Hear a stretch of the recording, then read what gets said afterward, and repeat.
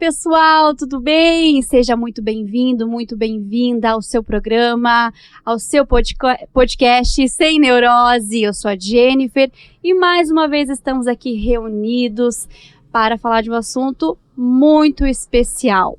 Então, hoje a gente trouxe uma convidada incrível que vai debater um assunto muito legal. Assim, gente, se inscreva no nosso canal, siga a gente lá no Instagram, porque toda semana a gente vai lançar episódios exclusivos para vocês.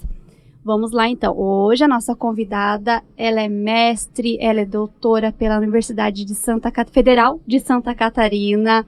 Ela atua há mais de 28 anos nessa área.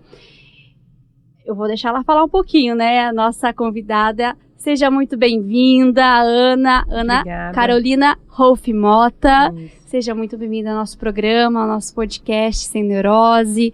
Sinta-se à vontade, sinta-se em casa, para falar, para conversar. Então, assim, antes de mais nada, né, vamos deixá-la se apresentar, se apresente pra gente, fala um pouquinho sobre você. Muito bem, muito obrigada pelo convite. E, bom, eu sou a Ana Carolina Rolf Mota, eu sou psicóloga de formação e o assunto que a gente vai falar hoje é autismo, porque talvez é das coisas que eu melhor sei falar, né? Porque é uma das coisas que eu faço já há muito tempo, né? Trabalho profissionalmente nessa área há muito tempo e não comecei como psicóloga, eu comecei como professora, né? Há 28 anos atrás. Era pedagoga? Não, eu era uma estudante de ensino médio. E aí eu trabalhava, tive uma oportunidade de trabalhar na AMA de Joinville, a AMA que é uma instituição especializada, né, em autismo. Então a AMA já existia, era uma instituição recém-fundada também, ela estava no seu 8º aniversário de existência, 7º aniversário de existência. E aí eu tive a oportunidade de trabalhar lá, de começar com a minha trajetória profissional assim como professora auxiliar de sala, né? Sim. E inclusive de uma grande amiga que também é psicóloga que trabalha comigo até hoje juntas, assim, a gente não continuamente, mas de lá até hoje a gente tem essa amizade e continuamos compartilhando espaços profissionais, né? E aí lá na época eu comecei como professora, escolhi pelo curso de psicologia depois, né? Continuei trabalhando na área, fui fazer atendimento domiciliar, fui ser professora no ensino superior e daí também em função das minhas experiências com autismo isso acabou me direcionando dentro da carreira acadêmica, né? Para fazer mestrado e doutorado estudando autismo e trabalhando com disciplinas no curso de psicologia e pedagogia relacionadas a desenvolvimento humano, desenvolvimento infantil, psicologia da aprendizagem, né? Então esse é o meu campo, assim, onde eu me sinto muito à vontade para conversar. Obviamente a gente não sabe todas as coisas, porque é um universo, né? É um universo amplo, né? Mas acho que de autismo eu sei falar um pouquinho, dá para preencher um podcast. Que delícia, que legal. Eu também, né? Atuo há quase 2 anos com criança autista. Comecei também como mediadora numa escola aqui em Joinville. Na época da faculdade, eu ingressei nessa escola como mediadora de criança de inclusão. Com crianças autistas, era a maioria. E depois de lá, eu atuo ainda como acompanhante terapêutica, né? E professora particular de criança com autismo. Né? Faço todo o trabalho de ajuda para estudar para prova, trabalhos e acompanho em casa também brincadeiras, né? Essa questão assim há quase 2 anos. Então é uma experiência incrível, assim, ó. Para mim, eu me achei nessa área. Achei e me especializei em neuropsicologia. Pretendo fazer um mestrado também mais para frente, né? Mas na questão do autismo, assim, eu acho que é uma área apaixonante. Eu sou suspeita de falar, né? Sim. Eu tô há tantos anos na área, não é por acaso, assim, já tive outras experiências profissionais também nesse percurso, mas parece que a vida me devolve para o autismo, assim, e especialmente nos últimos anos, né? Eu tive experiência na instituição como professora, depois voltei como psicóloga, E esse projeto de atender em domicílio eu comecei já quando estudante, né, de psicologia, e ele foi ganhando uma maturidade, assim, tanto o atendimento a domicílio com crianças com autistas. crianças autistas. Hoje eu sou coordenadora de um programa de intervenção precoce que acontece principalmente, não exclusivamente, mas principalmente em domicílio, né? Então, os mediadores, a gente chama de mediador psicoeducacional, é a nomenclatura que a gente utiliza. Até achei legal que você usa essa nomenclatura também. Parece que ela tá sendo mais assimilada, assim, né? Porque eu entendo mesmo que é esse o papel, assim, que a gente medir a relação dessa criança com o ambiente numa perspectiva educacional, né? De aprendizagem, do desenvolvimento dela. E na escola é muito importante ter, né? É bem importante, assim, na verdade, a gente vai ver assim, a escola é um ambiente muito complexo, né, tem uma complexidade social muito grande, uma complexidade na aprendizagem, e daí não deixa de ser social também, porque a aprendizagem escolar, ela é uma aprendizagem da cultura, né, então ela é aprendida na relação com as pessoas. O que você aprende na escola não é uma aprendizagem espontânea, de experiência individual. Ela é uma aprendizagem sempre mediada, né? Então, o professor, ele está querendo que você acesse certos conhecimentos e desenvolva habilidades. E com a criança autista, a gente vai ver, assim, que os modelos de ensino que os professores têm não servem muitas vezes para as crianças autistas, né? Exatamente, a questão até porque assim, uma criança autista, ela necessita de uma prova diferenciada, de um trabalho diferenciado ao nível que ela consiga realizar, certo? Depende, né? Sim, depende. Tem criança que sim, tem criança que não, né? Isso vai depender, né? Mas, voltando para a criança que precisa, essa escola tem que estar preparada, né? E o que leva a essa preparação? Né? O que precisa ter para esse professor ter essa preparação, né? Eu acho que esse processo ainda vai ser bem longo, assim, mas eu acho que a gente está fazendo Está introduzindo dando agora, alguns né? passos, assim. A história é longa, né? Quando eu comecei na área de autismo, da educação especial, a gente não tinha nem a lei brasileira de inclusão ainda, né? Então não existiam crianças autistas. Aliás, não tinha quase nem o diagnóstico de autismo. Quanto mais, então, autistas nas escolas, né?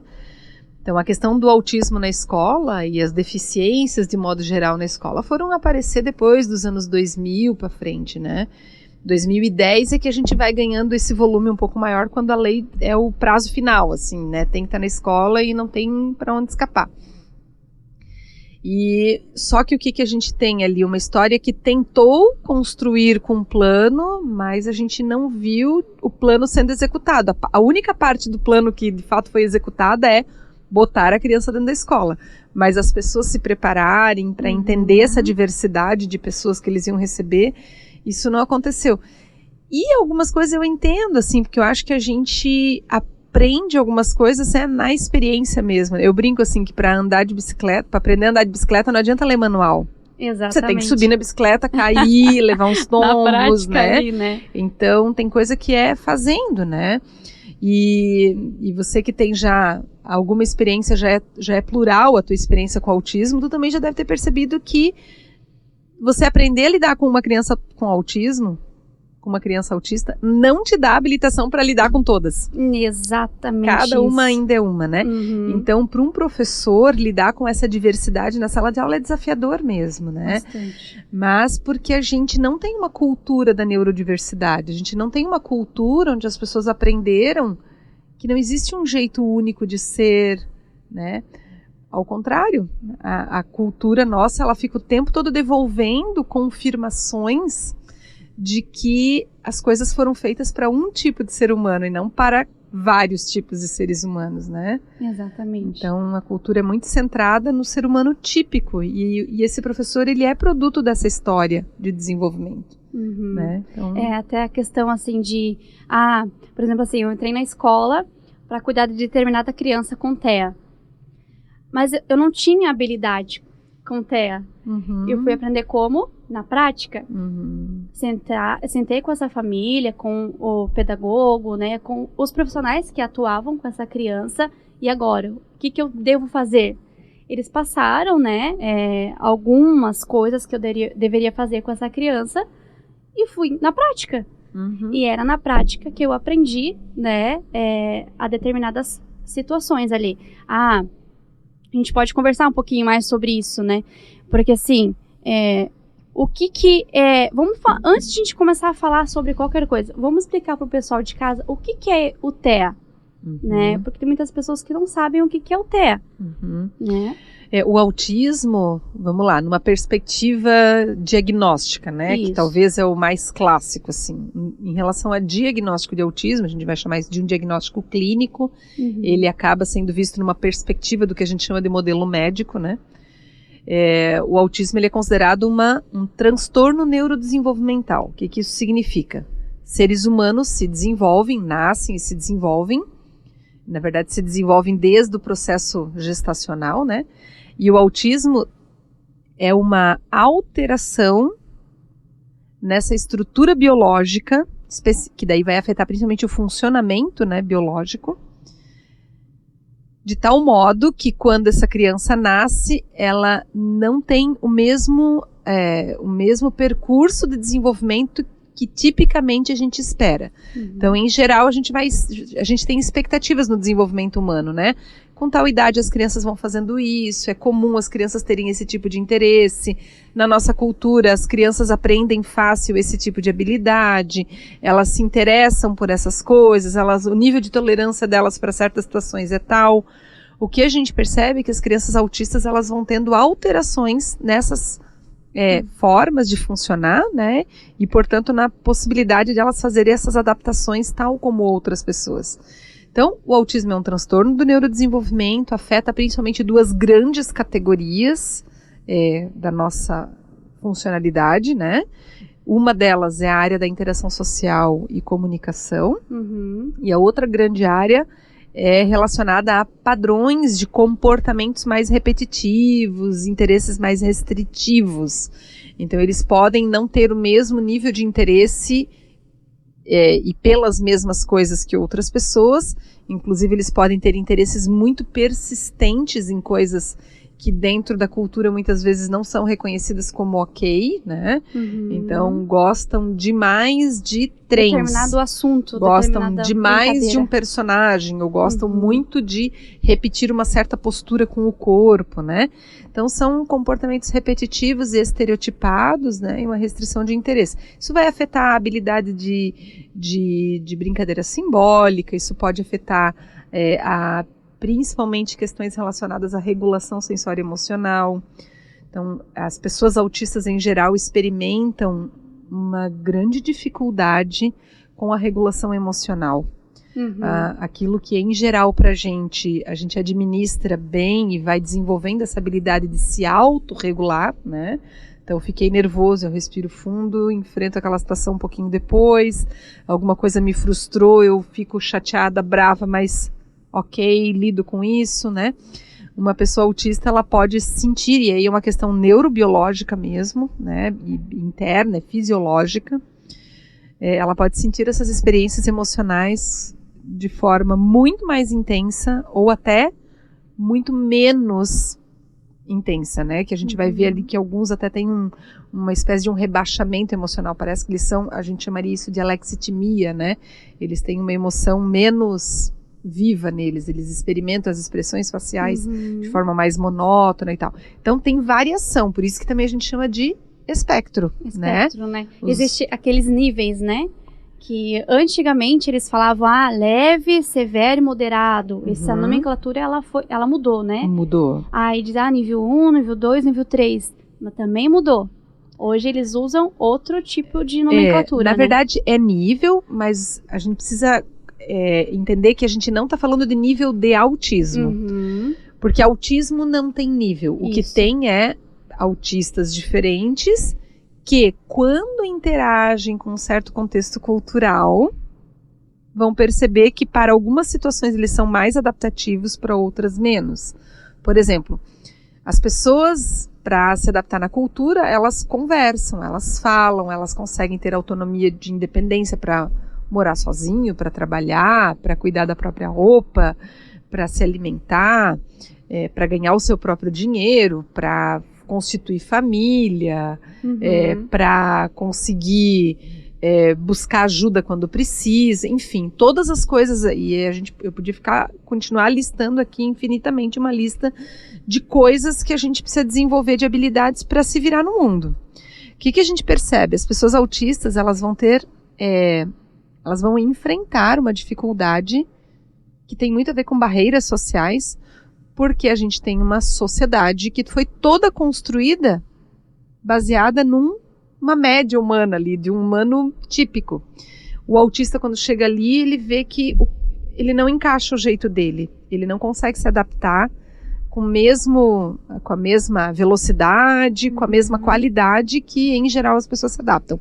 Para ele é mais custoso e, às vezes, ele não consegue e ele vai buscar respostas comportamentais alternativas que acabam sendo ruins para a relação dele com o ambiente. O que a gente vai falar disso quando a gente fala em nível? A gente está falando em nível de suporte. Então, a gente tem um autista num contexto social e a gente vai tentar dimensionar. Eu não sei se eu estou falando muito técnico aqui, tu me ajuda, Jennifer. A gente vai tentar dimensionar, medir, né? Assim, não é uma medida objetiva, numérica, assim, uma régua, né?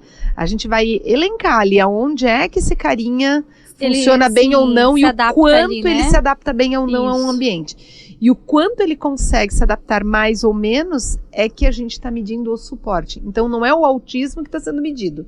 O que está sendo medido é o nível de suporte. A necessidade dele ali, né? É o suporte, é o que ele no ambiente precisam. Então, por exemplo, escola, o mediador, por exemplo, ter um mediador, tem escola que diz assim, mas tem 2 autistas, um mediador é suficiente. Depende do autista. Depende do que ele necessita ali, né? Por exemplo, assim, tem crianças na escola que altas habilidades. O menino vai super bem na questão da aprendizagem. Ele vai na matemática, ele é expert, né?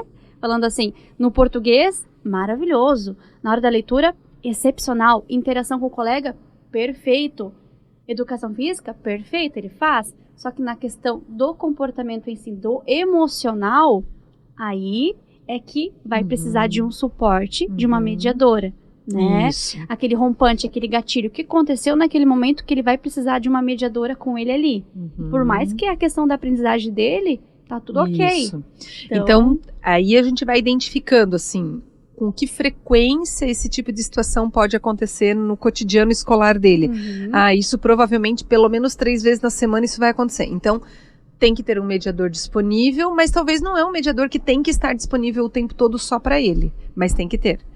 Ou não, tem uma criança lá que é não verbal, ele está no 4º ano da escola, ele ainda vai no banheiro sozinho, mas ele precisa ser lembrado, precisa ter alguém supervisionando, porque senão ele esquece de levantar a calça, senão ele esquece de apertar a descarga, ele não lava a mão, se alguém ficar lá dizendo, ele faz. Então, provavelmente a gente está falando de um rapaz, de um menino, de um mocinho, cujo nível de suporte é maior, né? Ele tem uma dependência de que haja, né, maior suporte ali dispendido para ele, né? Então é disso que a gente está falando. A gente não fala em gravidade do autismo, até porque a ideia de gravidade parece que coloca o autismo como uma coisa ruim, ele ali, né? Numa coisa... Não, e num sentido grave, de pejorativo. Por exemplo, a gente não fala de gravidade de cabelo. O quanto crespo é o teu cabelo? Exatamente. A gente não fala que um cabelo muito crespo é muito grave. Porque cabelo é cabelo, a gente não vê como um problema ser crespo, ser liso, né? Então, quando a gente fala de nível de gravidade do autismo, a gente está botando no autismo uma condição de problema. E aí essa é uma questão que eu acho legal, assim, aproveitar o espaço aqui com o teu público que vai aprender um pouco sobre isso também, que é entender que o autismo, ele não é uma doença, ele não é uma condição exclusivamente clínica e médica, né? Eu, inclusive, falo sobre isso, mas, na verdade, eu gosto muito de reforçar essa perspectiva mais social da condição do autismo, então, bem na perspectiva do que a gente chama de neurodiversidade, né? Entender que humanos são diferentes, ainda que sejam diferentes, a gente vai encontrar um grupo ali, que uma maioria, que desenvolve mais ou menos parecido, com diferenças, obviamente, mas a gente tem pessoas cujo desenvolvimento é atípico. E essa atipicidade também é normal. Uhum. Faz parte da condição humana, Sim. da condição desta nossa espécie ter essas situações atípicas. Isso faz parte, né? Não são situações em que a gente precisa corrigir, curar, porque elas só são diferentes. Uhum. Elas podem existir com a mesma legitimidade que uma outra condição tem, né?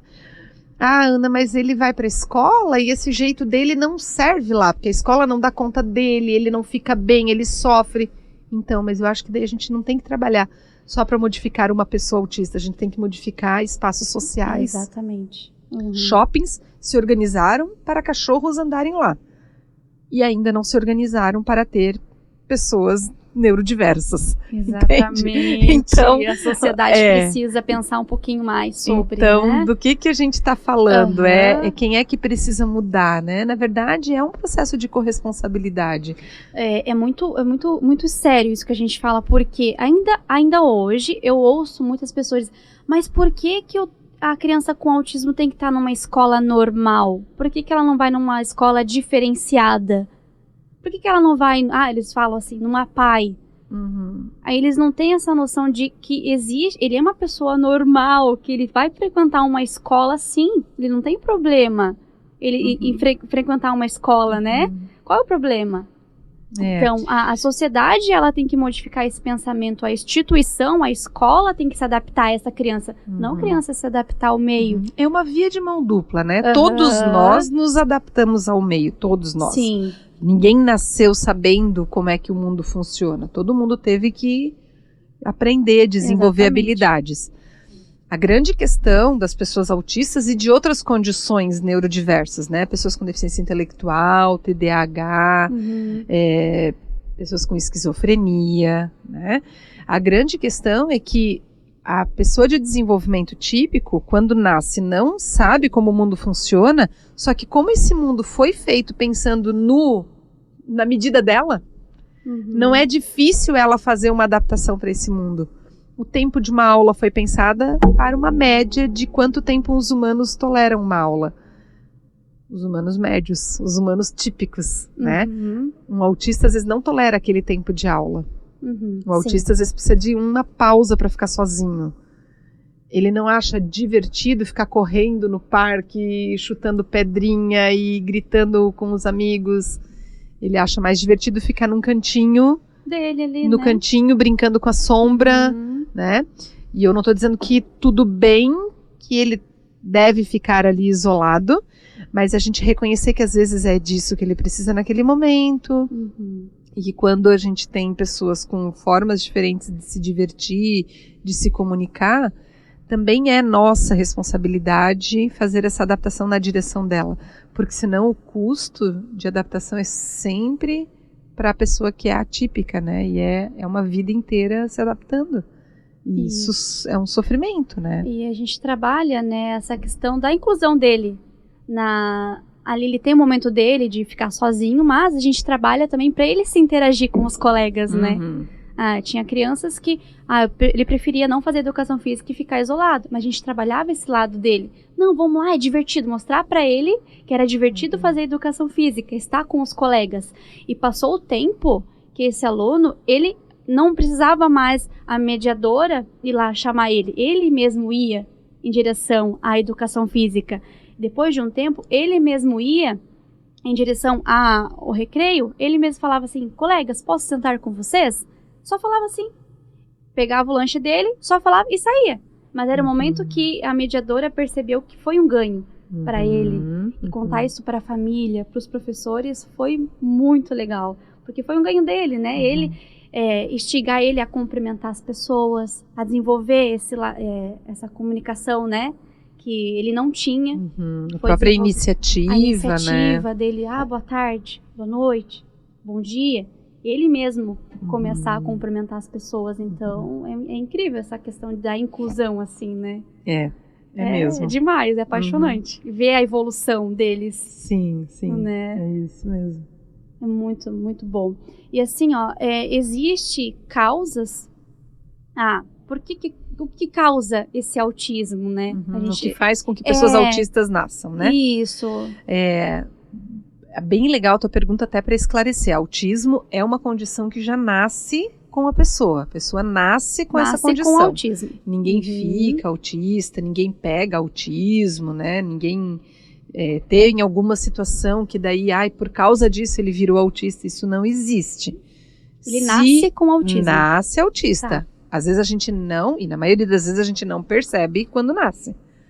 Porque é no comportamento que vai aparecer. E o bebezinho, quando nasce, o repertório comportamental dele é muito restrito e não é um repertório comportamental que necessariamente já evidencia sinais atípicos de desenvolvimento. É interessante também mostrar para esse pai, para essa mãe, né, se ele vê algum comportamento diferente, ele observar que comportamento que esse bebezinho está apresentando. Isso, eu posso falar um pouquinho também de que comportamentos. Então, só com relação à causa, né, nasce com, e o que a gente sabe hoje?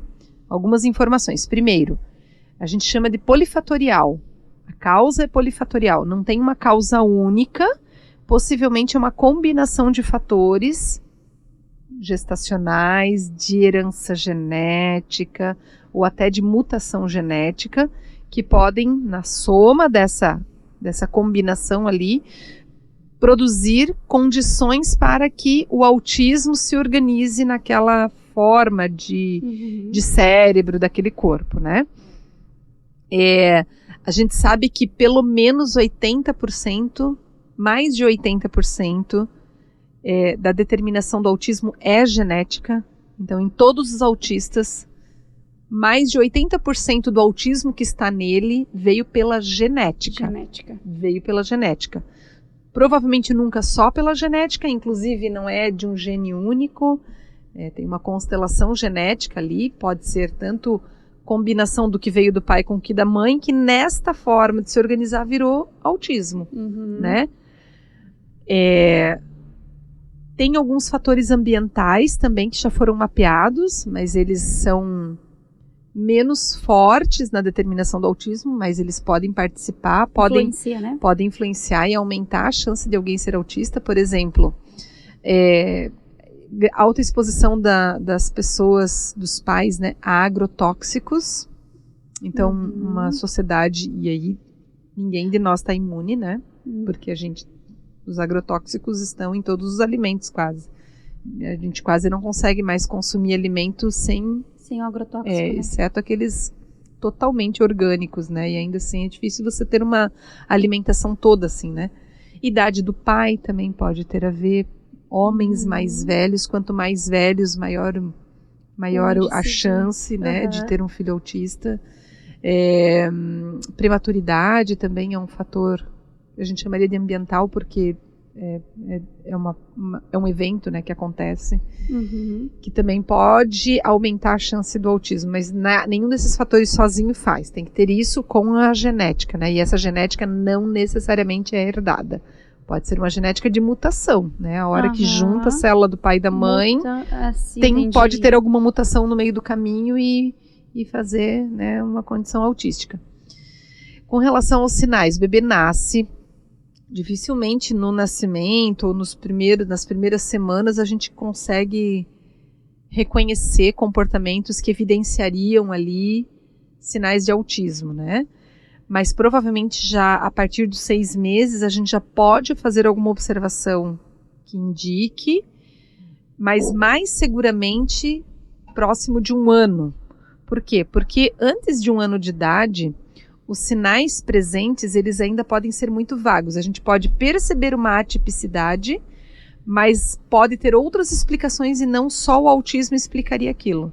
Então, às vezes a criança pode ter uma atipicidade, por exemplo, ela é muito agitadinha, ela não dorme bem, ela não está fazendo uma boa aceitação das alimentações que estão introduzindo. Seletividade alimentar, né? Que a gente fala muito. Isso, é bem comum, né? As famílias que têm filhos autistas têm essa experiência mesmo muitas delas têm a experiência do filho ser seletivo com a alimentação, né? Ou só aceita comidas de certa específicas ou de certas maneiras, né? Só come se tiver tudo separadinho, não encostar, só come se for bem empapadinho ou se for bem seco, ou não come nada que seja verde. Eu tinha aluno que só né? ele come até hoje, comida só amarela, Uhum. só a cor amarela. Então ele tinha, né? É, toda a comida também dele, já suco, tive essa tudo experiência. amarelo. Crianças que só conseguem ingerir comidas amarelas. E daí a gente vai fazendo um trabalho comportamental gradativo ali de aproximação. Às vezes é fácil, às vezes é difícil, às vezes depende da técnica, às vezes funciona e às vezes não depende só disso. Mas a seletividade alimentar é uma coisa que é relativamente comum, nem sempre tem a ver com sabor, às vezes pode ter a ver com textura do alimento, às vezes pode ter a ver com o cheiro do alimento, às vezes pode ter a ver com o ele ter que... Ele faz barulho na boca, por exemplo, ser crocante, alguns não gostam, e outros, por outro lado, adoram coisas crocantes, né? Então eu tinha um menino que eu conheci que ele amava qualquer coisa que dessem barulho. Pepino em conserva, alface americana, ele não se importava de comer. Mas carnes, dependendo da carne, ele não comia. Tinha que dar o barulho. Ele gostava de sentir aquela pequena explosãozinha assim na boca, né? Coisas crocantes, amendoim, bolos que tinham uma casquinha, farofinha, batata palha. Então essa é uma coisa, por exemplo, algumas coisas ele não comeria sozinho, mas se botasse a batata palha em cima ele aceitaria, porque a batata ia fazer o amassadinho ali, o crackzinho, né? Então tem perfis diferentes maneiras, né? Na fase de bebê ali, as coisas que a gente vai prestar mais atenção são principalmente contato visual, se essa criança sorri quando a gente procura por ela, chama por ela, se a gente estica para pegar ela no colo, estica o braço, se ela ergue a mãozinha para ir na direção, né? Antes de 1 ano de idade, a gente espera que as crianças usem muito bem o comportamento de apontar já. Apontar para mostrar, apontar para pedir. Crianças que não têm o comportamento de apontar instalado, né, aprendido, é uma questão para a gente observar, estimular a aprendizagem e ver se ela aprende logo. Se o custo de aprendizagem for muito alto, pode ter ali uma criança com déficit no que a gente chamaria de atenção compartilhada. Ela não consegue dividir a atenção com o outro sobre objetos compartilhados, de modo compartilhado. Ela não percebe que o outro pode dividir com ela essa experiência mental, de ambos estarem dividindo a atenção sobre a mesma coisa. Até a questão da brincadeira, né? O brincar simbólico. Isso. Às vezes a criança também prefere brincar isoladamente. Isso. Ele enfileira brinquedos, né? Enfileira, empilha, só quer brincar de selecionar por cores, né?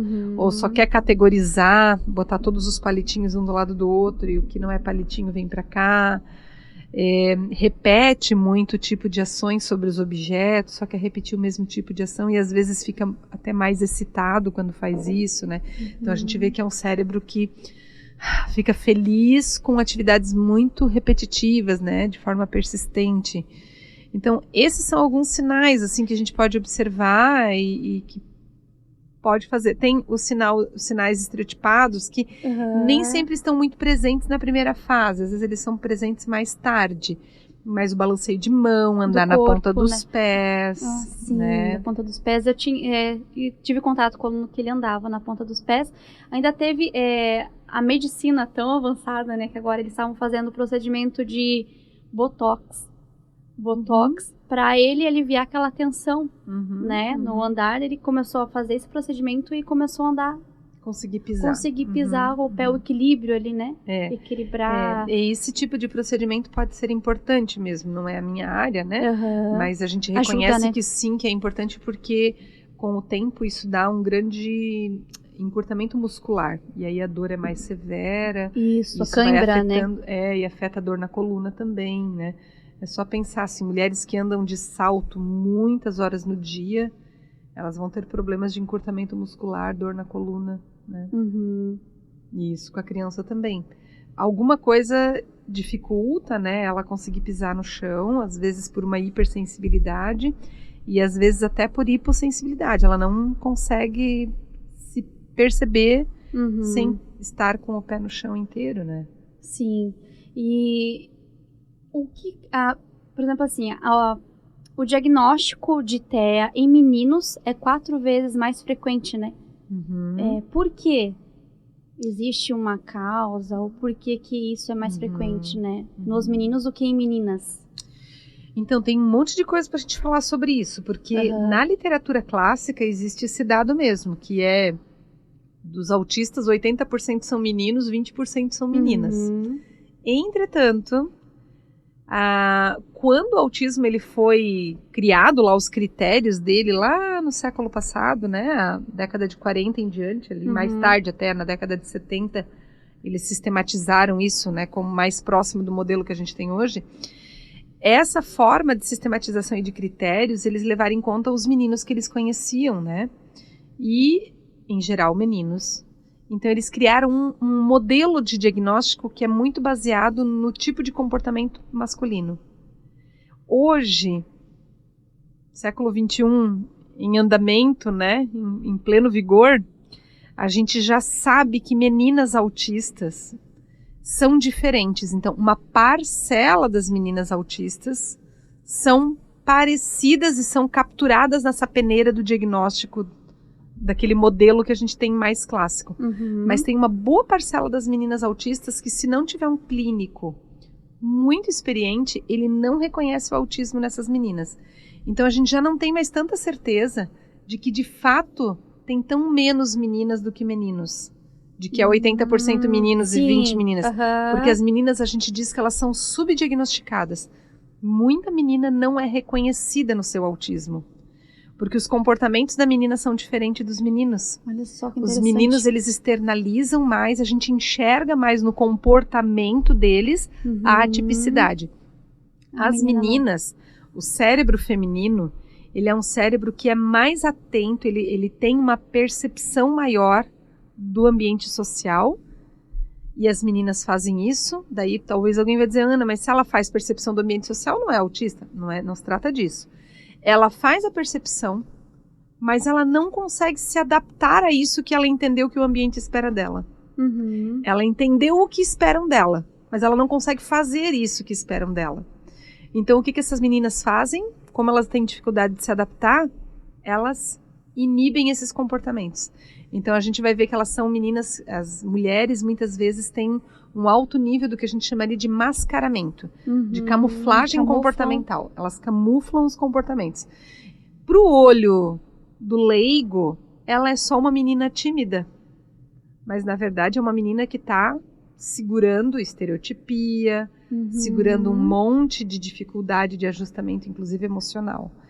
Essas meninas chegam na adolescência, às vezes, já com diagnósticos psiquiátricos de depressão, de transtornos de ansiedade, de fobia social, outros diagnósticos acumulados ao longo da infância, como TDAH, quando, na verdade, o carro-chefe do funcionamento psicológico dessa menina é autismo. Não é que esses outros diagnósticos estejam errados, é que eles só são a ponta do iceberg. É o que as pessoas enxergaram, né?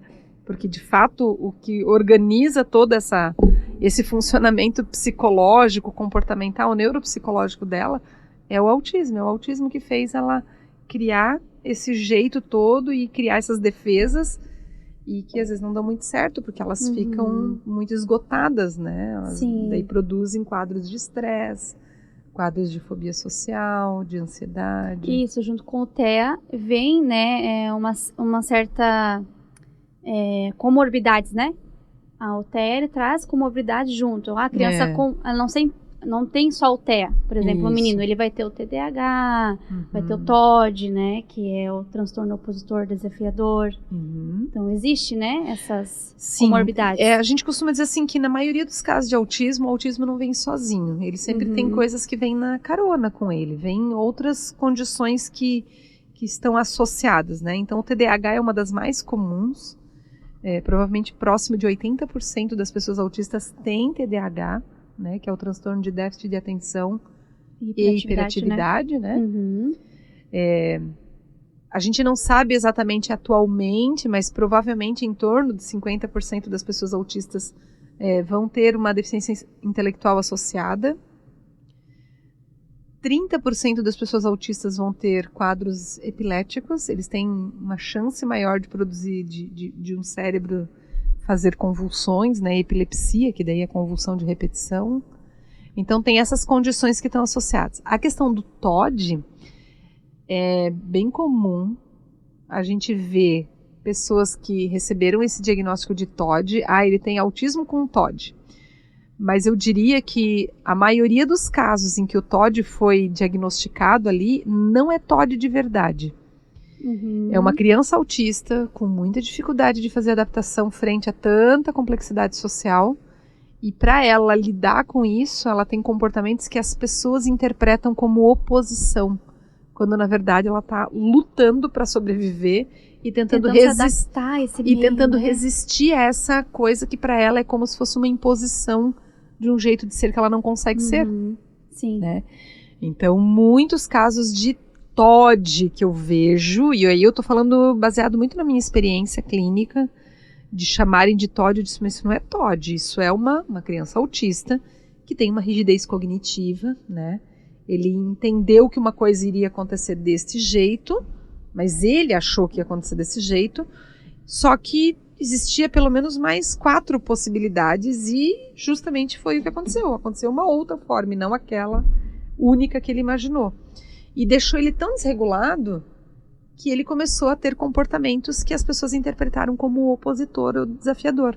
Ele ficou desregulado, ele chutou, ele jogou coisas, e as pessoas chamam isso de TOD. Às vezes ele nem tem o diagnóstico, né, de TOD. Nem tem. Até É só porque as pessoas reconheceram um comportamento desafiador, elas mesmo mas é porque elas acham aquilo desafiador. Mas elas não, essa criança autista não está fazendo com intenção, né, de forma voluntária, se opondo, porque eu não vou fazer o que você está pedindo. Não é isso. Ela não consegue fazer.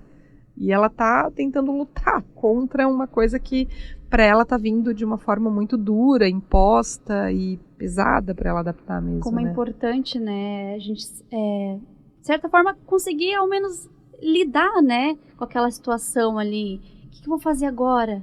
Né, numa situação ali de... Eu lembro de um caso que eu atendi, era uma adulta, né, uma mulher adulta que veio para fazer o diagnóstico de autismo. Ela tinha dúvida se ela podia ser autista, a gente confirmou o diagnóstico no final, de fato é uma moça autista, e ela contava uma história, ela contou uma história assim, ó, que ela disse, Ana, eu lembro no colégio, na aula de educação física, o professor pedia pra gente pegar a bola e acertar na cesta de basquete, por exemplo. É um exemplo de uma coisa que eu fazia muito em várias situações, mas eu vou dar esse exemplo da bola de basquete, ela contou pra mim. Só que eu sabia que eu não ia conseguir, eu achava que ia ser difícil acertar, e eu não ia conseguir lidar com essa frustração de não acertar aquela bola de basquete, de ter que lidar com a reação das pessoas, porque era uma competição. Então, na minha cabeça, eu inverti a regra. Eu inverti a regra e dizia, a regra é, você tem que errar. Aí ela, o que ela fazia? Ela jogava a bola de propósito para não acertar, porque aí ela conseguia ficar tranquila, porque ela enfrentou, ela se organizou. Só que na visão, daí ela errava e ela saía feliz, porque ela lidou bem com isso. A visão de quem estava fora era o quê? Ela errou de propósito. Ela tá opositora. Tá desafiando o professor, mas ela tinha medo de lidar com o erro, medo de lidar com uma situação com a qual ela não ia conseguir se adaptar. Ela deu um exemplo aleatório, mas ela disse que ela fez isso a vida inteira com muita frequência. Né? Contas, a professora ia tomar a tabuada, ela brincava de errar, porque daí ela ficava tensa com a situação, exposição social. Então, na mente dela, para ela conseguir lidar com aquilo com mais conforto, ela brincava de errar. E sorria. E a prof dizia, danada é teimosa, ela é opositora, porque porque eu sei que ela sabe, ela tem inteligência para saber a tabuada, ela tá errando de pirraça. Ela é desafiadora opositora. E não era, ela não estava querendo confrontar ninguém, ela só estava querendo buscar um conforto pessoal. Sim. Então, olha como isso é interessante, assim, né? Porque é muito particular, assim, uma situação né? Tem uma sutileza, né? Que é incrível, assim. Mas que tem uma coisa, Jennifer, que eu acho que é legal também dizer para as pessoas que a gente tem um contexto atual com a explosão das redes sociais que deu protagonismo para muita gente, inclusive para os autistas, né? até no começo da minha experiência profissional, a gente sabia de autismo sempre pelos especialistas e pelo que a família dizia, era isso. Mas a própria família não dizia muita coisa, porque ela respeitava o especialista. Então, o especialista é que sabia de autismo. A gente ouvia pouco os próprios autistas, porque os autistas que eu conheci na minha primeira fase de trabalho não falavam, não sabiam responder perguntas, não conseguiam me explicar o que eles estavam sentindo, o que eles pensavam, né? Quando esse diagnóstico começa a ser mais conhecido, os pais dos autistas começam a olhar, mas espera aí, isso que tu está dizendo, eu também sou assim, vou fazer uma avaliação, sou autista também. A gente tem hoje muitos adultos autistas com uma vida funcionando bem, socialmente, às vezes bem, mas ele está com sofrimento pessoal, né, que a gente não enxerga, porque é um sofrimento muitas vezes invisível, né? Pressão, sobrecarga, o estresse, né? Falta de motivação, são coisas que vão pegar, muita dificuldade de ajustamento, de conciliar tarefas familiares, profissionais, de lazer, amizade, etc. Então, ele procura o profissional porque tem algo errado com ele. Ele percebe que ele não funciona como as outras pessoas. Sim, que tá atípico ali, né? A tendência é a pessoa achar que tem algo errado com ela. Não é errado, ele só é diferente mesmo, né? Sim. E aí, o que a gente vai ver numa explosão hoje, assim, na rede social, é muitos autistas adultos podendo falar de si. E eu, particularmente, com todos esses anos de experiência que eu tenho, talvez uma das fases da minha vida que eu mais aprendi sobre autismo, eu não sei, pode ser um pouco de exagero meu dizer isso, mas por muito tempo, nos últimos anos, eu vivia achando que eu já tinha acumulado bastante conhecimento sobre autismo, que talvez eu deveria de conhecer melhor agora coisas mais específicas, como questões neurobiológicas, neuropsicológicas, né, e não do comportamento, que é o que eu mais estudei a vida inteira. E de repente eu descubro que tem mais coisa para eu aprender nesses últimos anos quando eu começo a acompanhar perfis de adultos autistas no YouTube, no Instagram, né? Porque eles conseguem dizer como eles sentem, como é que eles pensam. De repente um adulto lá me conta assim, eu não consigo falar nome de pessoas. Eu não salvo nem na minha lista telefônica o nome delas. Eu salvo as pessoas com um número. Eu fico pensando, como é que essa pessoa... Mas meu cérebro não consegue lidar com o nome de pessoas. E aí eu me lembro de uma paciente que eu tenho que se nega a falar nome de pessoas. Se a gente pergunta o nome dela, ela diz, eu posso soletrar? E aí ela soletra o nome, porque ela não consegue dizer. Parece que dói para ela conseguir dizer o nome dela. Então é muito curioso, assim, são situações muito... Só que essa é uma menina que não consegue me dizer o que ela sente. Esse adulto autista, que tem uma situação muito parecida, ele consegue dizer sobre ele. Olha só, como eles são diferentes, né, um do outro. E ao mesmo tempo tão parecidos em algumas coisas, porque eu tenho... Quando eu li essa situação desse menino, desse rapaz, né, de 20 e tantos anos, falando dele, falei, gente, eu não acredito que alguém é parecido com ela, né, que tem a mesma dificuldade, né, então a gente começa a compreender melhor as pessoas, não fica criando situações constrangedoras para ela, você tem que dizer o nome, não, se tu não falar o nome eu não vou te dar, fica barganhando, porque ela não dá conta, é uma coisa, eu não sei porquê, mas ela não dá conta, e ok, essa é a parte que eu vou me adaptar a ela e não ela a mim. Exatamente. E como é importante também essa criança, esse adolescente, esse adulto, ter acompanhamento multiprofissional, né? Que a gente diz. Sim. Não só o acompanhamento pedagógico ou só psicológico, mas existe uma infinita, né? Uma gama, né? Uma gama de profissionais. E quais são eles? Né? Vamos lá.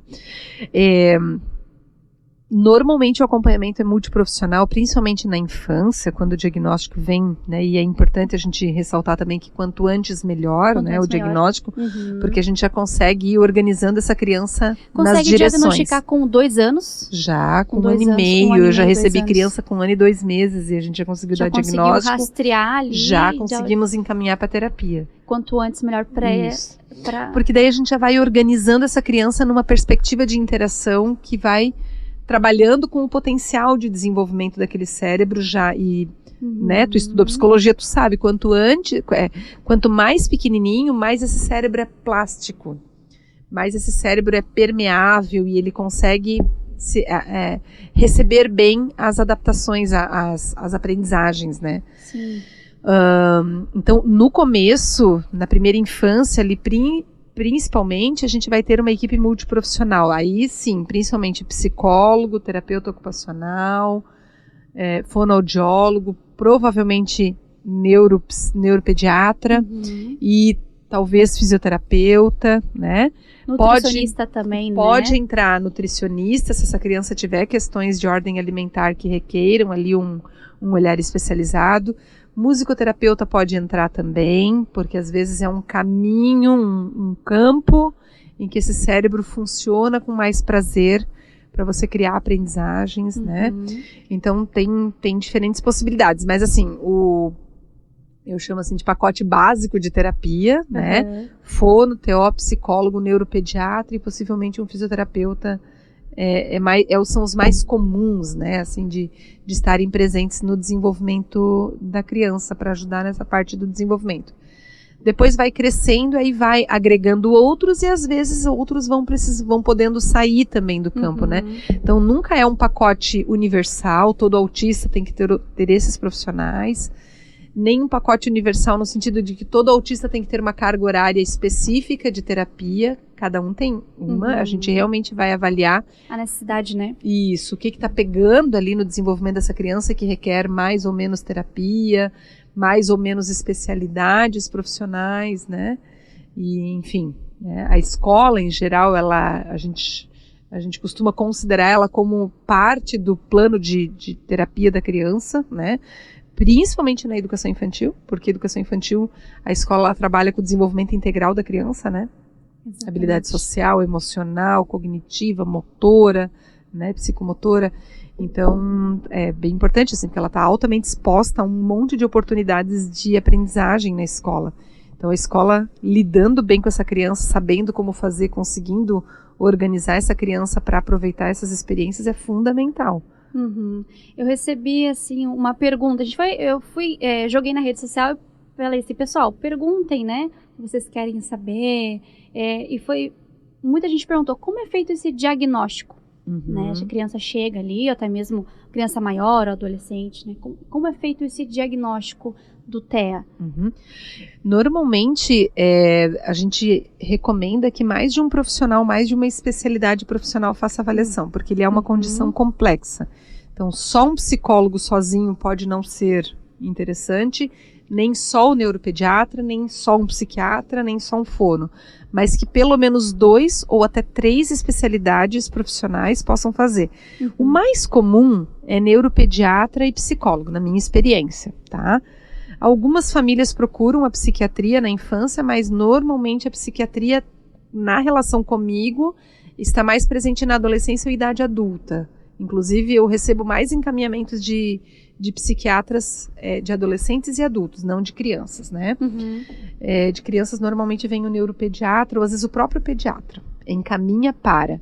O neuropediatra, Ana, por que ele encaminha se ele pode fazer o diagnóstico? Porque ele quer a visão complementar. Ele sabe que a avaliação dele tem um limite. Ela dá conta de algumas coisas, mas não de todas. E ele conhece o jeito como eu trabalho. E a forma como a gente faz o diagnóstico psicológico também muda, depende da faixa etária, né? Mas normalmente a gente trabalha com fontes de informação que são história de desenvolvimento daquela pessoa, então seja lá em que idade for. Se é criança, a gente vai escutar os pais para contar como é que foi, do nascimento até agora, inclusive na gestação, né? Eventos e comportamentos e observações que eles fizeram do perfil comportamental da criança. Se é adolescente, esses pais também nos contam como é que foi na infância, como é que ele veio se desenvolvendo até chegar ali. E se é adulto, é ele que vem, né? Aí ele não lembra da infância. Então, normalmente eu peço para, em algum momento, ele trazer alguém que conviveu com ele na infância ou na adolescência, para ver se eu consigo ter acesso a essas informações de história. Essa é a primeira fonte. A outra fonte de informações é o momento atual, é como é que o comportamento dele está na atualidade. Os comportamentos dele atendem aos critérios do autismo ali no campo da interação social, dos comportamentos repetitivos ou não, né? Então a gente vai vendo como é que vai aparecendo, mas normalmente o diagnóstico psicológico ele vai fazendo análise de desenvolvimento e do comportamento atual, basicamente isso. Ah, sim. Te falando sobre a importância, né, de profissionais, mas a importância dos pais quando tem essa criança, né, é importante, né, essa importância dos pais no tratamento, né, assim, o pai, por exemplo, assim, fundamental. Vamos falar assim, o pai e a mãe idealizam uma criança, né? E ela nasce, vai se desenvolvendo, 1 ano e meio, 2 anos, ela não é, né? Ele começa a se implicar ali, mas o que está acontecendo de errado com o meu filho? Aí ele vai lá, procura esse psicólogo, esse profissional, esses profissionais, e recebe esse diagnóstico de TEA. Como que é difícil, né, para esse pai, para essa mãe, lidar com esse diagnóstico. Então, a importância dos pais nesse tratamento é imprescindível, né? Ele tá, o pai e a mãe tá implicado nesse tratamento, nesse processo, porque para ele é muito difícil, né? Nossa, eu tenho um filho com TEA, e agora? Às vezes ele luta não levando essa criança pros profissionais. Já percebi isso, sabe? Porque ele tá lutando com esse diagnóstico. E é importante que o pai e a mãe, né, tenham também recebam esse acolhimento, né? Assim, cada um tem o seu tempo, né? Eu tenho famílias que saem com o diagnóstico e saem aliviadas. Meu Deus, finalmente tem um nome, porque eu sempre achei que tinha alguma coisa diferente e ninguém conseguia me explicar o que era. Agora tu tá me explicando, que bom. Então tem gente que sai muito aliviado. E tem gente que não dá conta de fazer isso. E é assim, as pessoas são assim. As pessoas assimilam as experiências de maneiras muito particulares, né? Então, é assim que funciona com as pessoas, né? Cada um tem o seu tempo. É importante o pai lidar com o diagnóstico de frente, eu não tenho dúvida de que é melhor do que ele não aceitar. Um pai que não consegue lidar, que não consegue reconhecer, que até reconhece, mas não consegue entrar em contato com isso no dia a dia, é um pai que não vai conseguir seguir orientações de profissionais, talvez não vai aderir também a um tratamento e muitas vezes nem busca, né? Então tem diferentes respostas que as famílias podem dar. Eu sempre sou muito cuidadosa, assim, eu procuro ser muito cuidadosa para compreender o que cada família tem conseguido fazer com essa informação, porque a gente vive numa sociedade que ensinou a gente a esperar um certo tipo de filho. Não é culpa dessa família. Né? Aquela não é culpa perfeita de ninguém. Sim. Me disseram que é assim que um bebê, que um filho é. Assim me disseram. Mas agora eu tô tendo um filho e não é assim.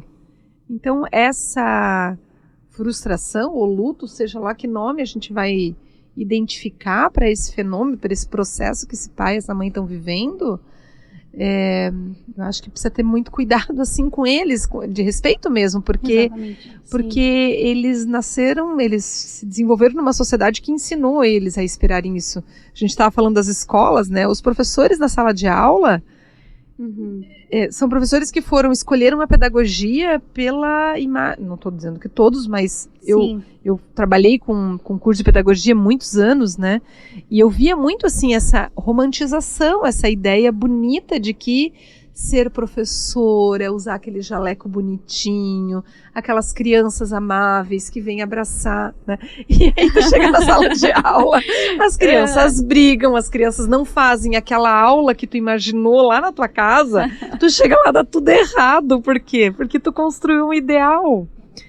E isso é a vida é assim, a vida a gente não controla, não aí planeja, vem a frustração, né? E aí tu frustra e tu quer achar um culpado para tua frustração, que não é você, nunca é você, né?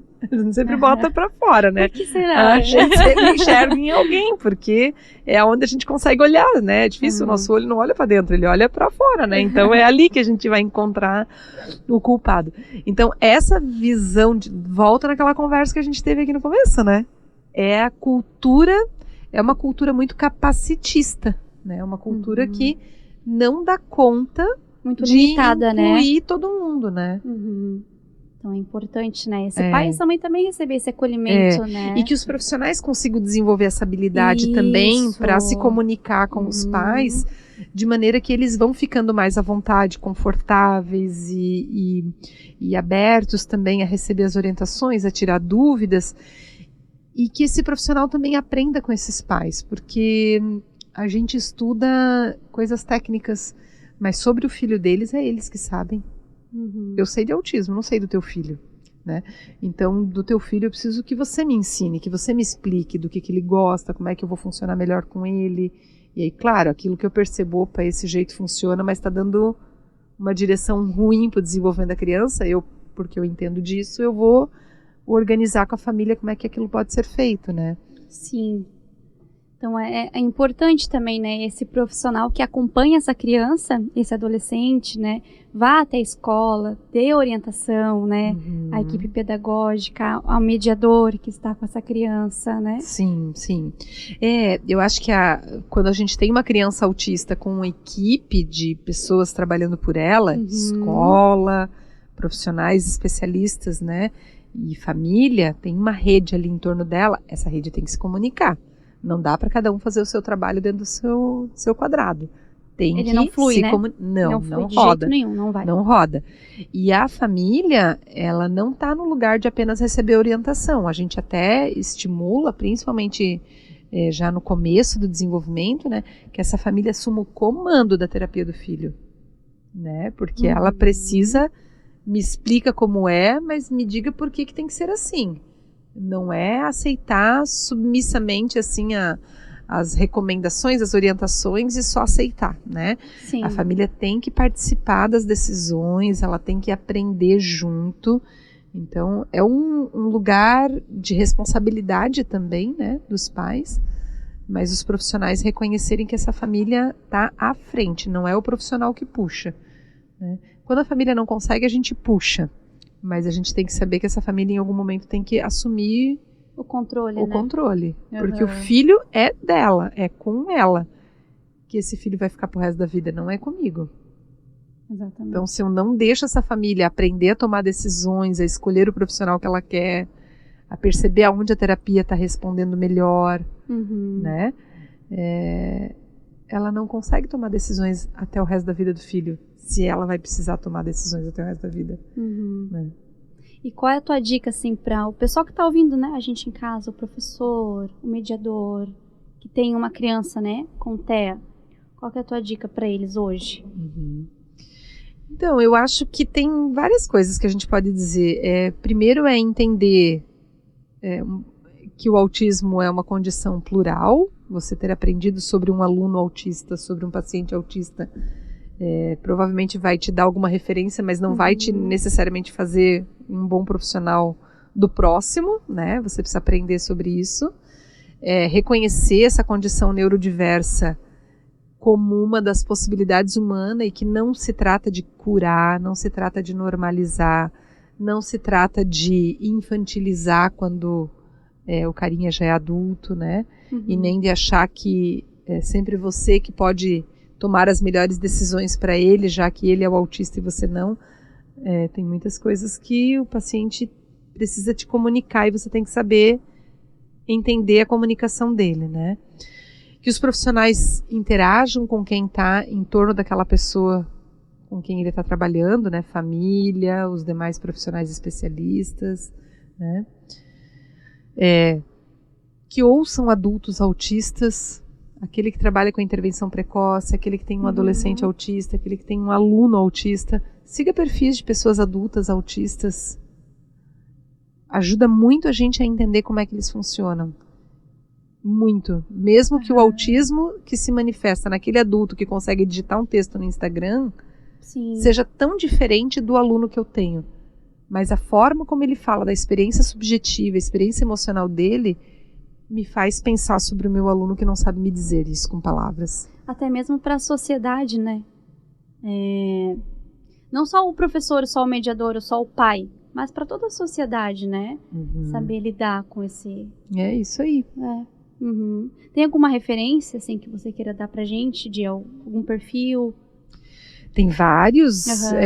O meu perfil no Instagram Pode falar fala pra de gente. autismo, Pode falar né? pra Eu gente não do sou perfil. autista, mas eu Aham. gosto de dar espaço quando tem oportunidade, né? E indicar, inclusive, é @psicoanawolf. PSICO, psico, Ana, Ana, Wolf, WOLFF. Esse é o meu Instagram. Aham. De adultos autistas para seguir, tem vários, mas eu vou falar alguns aqui. Tem o Lucas Atípico, @Lucas_atípico. Uhum. Tem a Cindy Autista, Cindy com C e Y no final, CINDY, Cindy Autista. Ela é de Joinville, inclusive. É uma adulta, é uma moça advogada, mãe, e ela é autista. E ela tem um perfil bem interessante. Tem a Tabata, Tabata, Meu Mundo Atípico, se eu não me engano, acho que é esse o nome, também é uma joinvilense, autista e TDAH, adulta. Uhum. Ela é de Joinville, mas agora eu soube que ela se mudou para uma cidade da região aqui. Saiu de Joinville. Quem mais? Tem o Marcos Petri aqui de Vidal Ramos, Santa Catarina, ficou bem conhecido também. O Rodrigo Tramonte, Uhum. de Palhoça, ele é Floripa, Palhoça, né?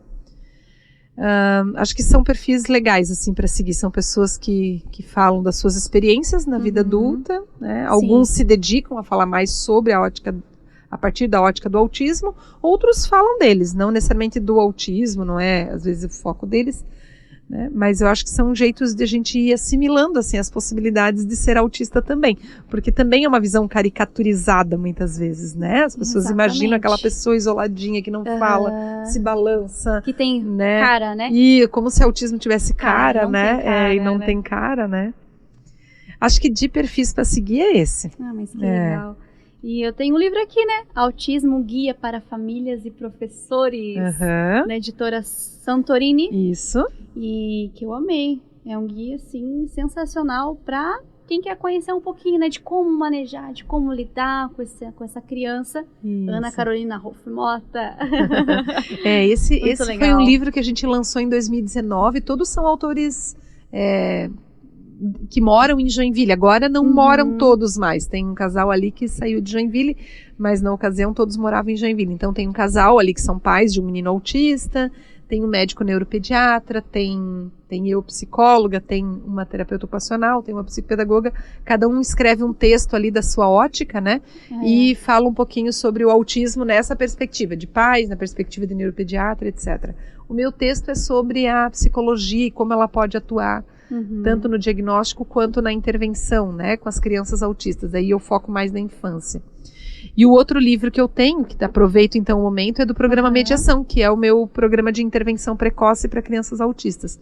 Então, feito o diagnóstico, feita a identificação de uma criança que provavelmente está no espectro ou de fato já está identificado, estar no espectro, e há uma recomendação de uma terapia especializada ali. O programa Mediação é uma possibilidade que a gente tem na cidade de Joinville. Eu sou coordenadora, sou autora do programa, né? Legal. Esse livro aqui, ele é basicamente o grande produto que eu produzi na tese de doutorado, né? Então, quando eu defendi o doutorado, eu defendi o programa Mediação e tive uma pesquisa ali para validar o conteúdo dele, enfim. Então, legal. Então, se alguém quiser, também é da editora Santorini, também, que gentilmente publicou ambos os livros, né? Ali eles me convidaram para escrever, para participar do projeto, daí a gente acabou se conhecendo e eles depois toparam também fazer a publicação do programa Mediação. Ai, que legal. Então o pessoal pode comprar online, né? Isso, tem na editora. Quem é de Joinville, se quiser fazer contato pelo meu Instagram, eu tenho exemplares junto comigo também, consigo